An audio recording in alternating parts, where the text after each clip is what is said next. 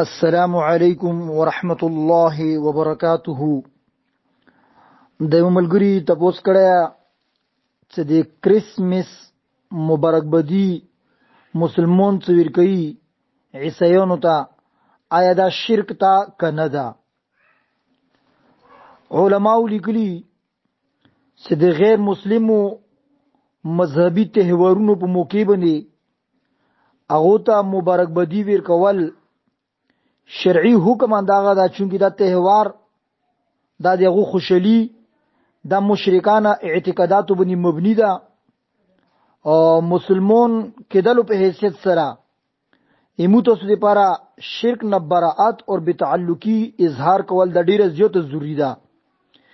لہذا د کریسمس مبارکبادي ورکول گویا د اغو نقطه نظر تایید کول دي.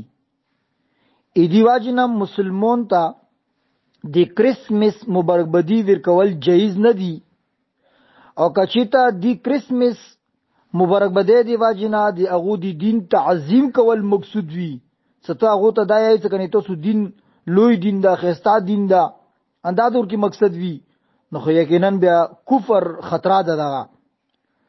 او کچیتا کریسمس په موقع باندې صراحتاً څه شرکیه جملې سړی وایي، نو بیا خو یقینا چې هغه په شرک کې هیڅ شک هم نشته ده. اوس کې دا میری کریسمس دا شرکی الفاظ دي که نه دي، سړی دی په باره کې علماو نه تپوس وکړي. خو به هر حال موږ تاسو مسلمانان یو، دې شیانو کې ډېر زیات احتیاط کول پکار دي، علماو نه تپوس کول پکار دي. بعضې خلک په فیسبوک باندې مبارکبادي ورکوي هغو ته، نو موته عیسایانو سره څه کوم حقوق انساني دي هغه خو ورکول پکار دي.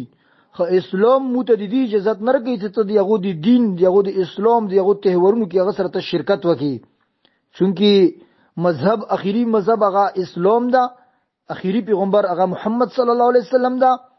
مخکینی دینونه اټول منسوخ دي، د پیغمبر صلی الله علیه وسلم دین دا نسخ ته ګرځیدل ده. مخکینی اټول انبیا حق وو، سچ وو، خپل دین خپل مذهب هغه خلکو ته رسوله ده. بس اغه بعد هغه پیغمبرانو پیغمبري په مغزو باندې بان او د پیغمبر سره سم پیغمبري قیامت پر جاری همته سو د لپاره کتاب قرآن پاک، مذهب اسلام او پیغمبر هغه محمد صلی الله علیه وسلم ده. نو دی واجنه شریعت محمدی کی د نورو دینونو او د غیر مسلم د مذهبونو تهوارونو کې نموت شرکت پکور ده، نموت هغه منو کول پکور دي، او نموت هغه ته مبارکبادي ورکول پکور دي.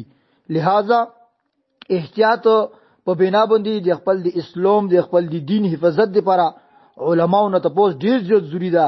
دا نه څه د وکټلو بغیر د تحقیقه فیسبوک باندې شیر کی، په واتس اپ باندې شیر کی، او میسجونه وته وکي دا پاتې نه لګي سو درې مو خپل اسلام کومې درجه کې پوتې شو، ازغه د اسلام دایره نه پوتل نه نو دی واجنه دوره جوش او جذبه کې هم نه دی راتل بکور ستو خپل اسلام نه بیلو سوینځي سبو.